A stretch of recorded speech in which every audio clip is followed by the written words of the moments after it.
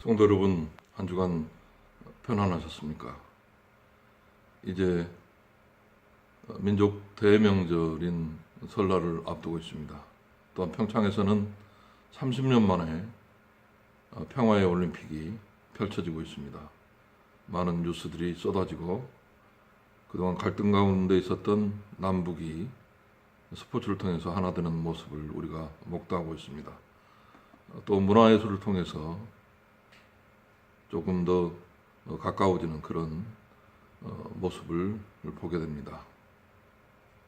이런 아름다운 모습들이 현실 속에서 정말 평화의 기운으로 널리 확장되는 귀한 역사가 있었으면 참으로 좋겠다는 생각을 해봅니다. 오늘 성경 본문 말씀은 사도행전 17장입니다. 함께 보시겠습니다.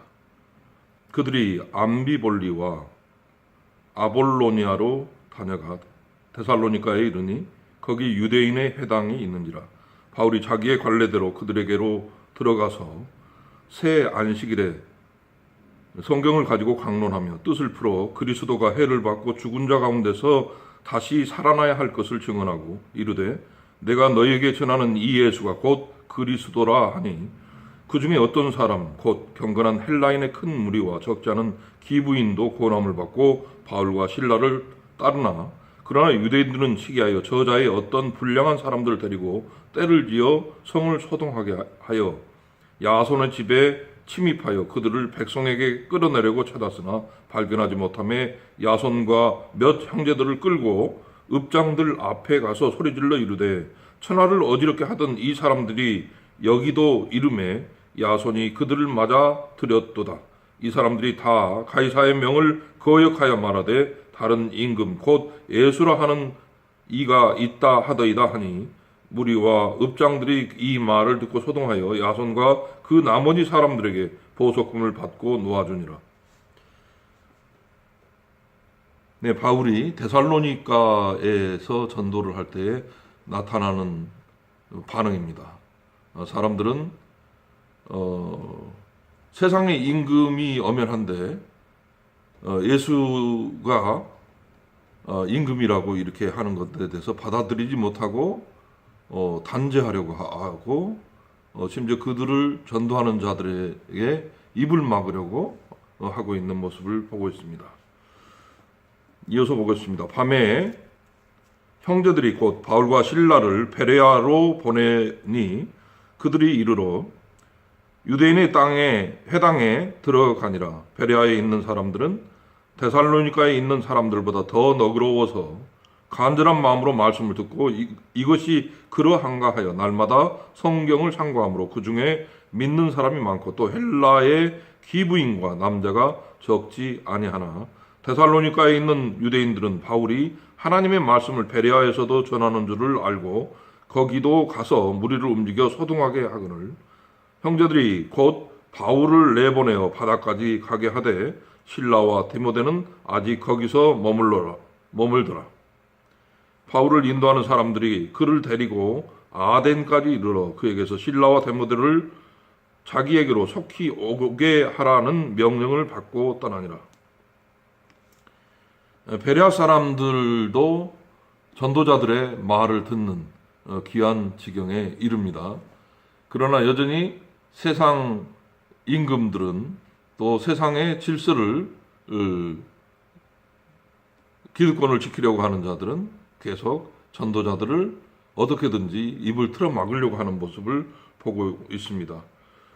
17장 16절 사도행전입니다. 바울이 아덴에서 그들을 기다리다가 그 성에 우상이 가득한 것을 보고 마음이 격분하여 해당에서는 유대인과 경건한 사람들과 또 장태에서는 날마다 만나는 사람들과 변론하니 어떤 에피쿠로스와 스토아 철학자들도 바울과 쟁론할세 어떤 사람은 이르되 이 말쟁이가 무슨 말을 하고자 하느냐 하고 어떤 사람은 이르되 이방 신들을 전하는 사람인가 보다 하니 이는 바울이 예수와 부활을 전하기 때문이로라. 그를 붙들어 아레오바고로 가며 말하기를 내가 말하는 이 새로운 가르침이 무엇인지 우리가 알 수 있겠느냐. 내가 어떤 이상한 것을 우리 귀에 들려주니 그 무슨 뜻인지 알고자 하노라 하니 모든 아덴 사람과 거기서 나그네된 외국인들이 가장 새로운 것을 말하고 듣는 것 이외에는 달리 시간을 쓰지 않음이더라. 바울이 아레오바고 가운데 서서 말하되 아덴 사람들아 너희를 보니 범사에 종교심이 많도다. 내가 두루 다니며 너희가 위한 것들을 보다가 알지 못하는 신에게라고 새긴 단도 보았으니 그런즉 너희가 알지 못하고 위하는 그것을 내가 너에게 알게 하리라. 우주와 그 가운데 있는 만물을 지신 하나님께서는 천지의 주제시니 손으로 지은 전에 계시지 아니하시고 또 무엇이 부족한 것처럼 사람의 손으로 섬김을 받으시는 것이 아니니 이는 만민에게 생명과 호흡과 만물을 친히 주시는 이이심이라.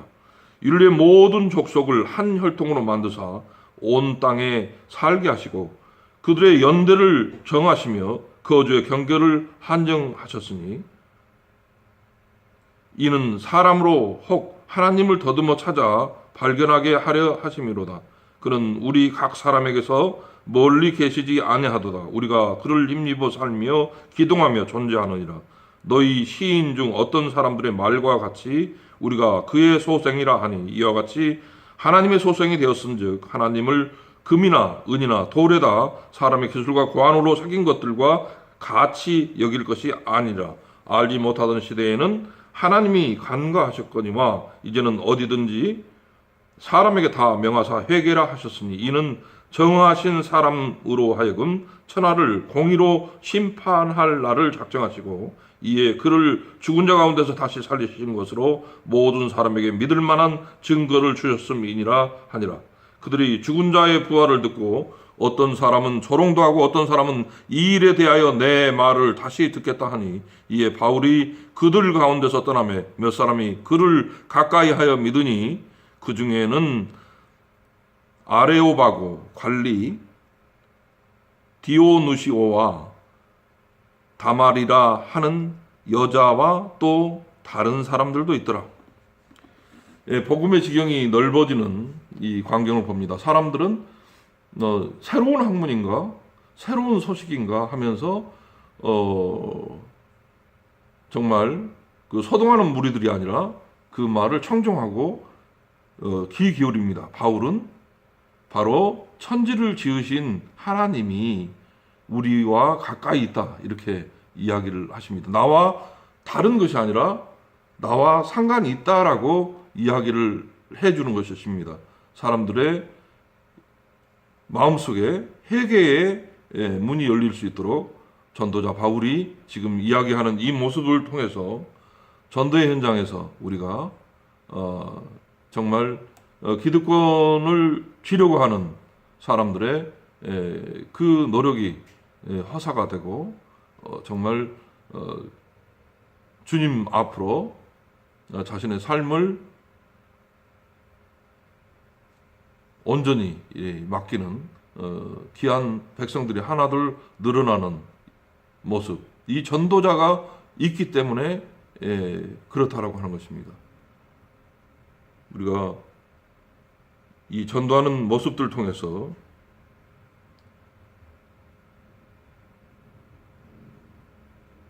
하나 우리가 반드시 생각해야 할 것은 17장 26절입니다. 모든 족속을 한 혈통으로 만드사 이렇게 이야기를 하고 있습니다.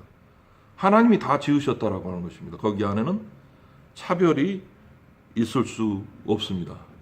동시에 주님은 사람을 차별하면 심판하시겠다고 이야기하십니다. 31절 천하를 공의로 심판할 날을 작정하셨다고 하시는 것입니다.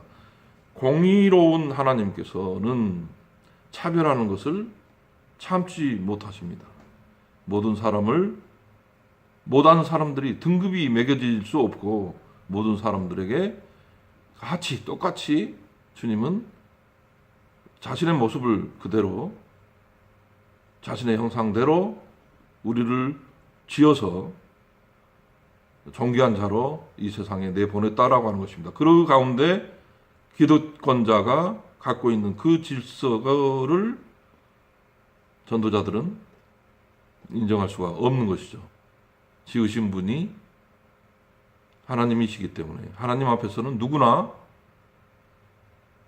계급으로 분리할 수도 없는 것이고 누구나 1대1로 함께 우리가 주 앞에서 바로 서야 한다라고 하는 것을 이 본문은 우리에게 이야기해 주고 있습니다. 편안한 설 연휴 되시기 바랍니다. 아멘.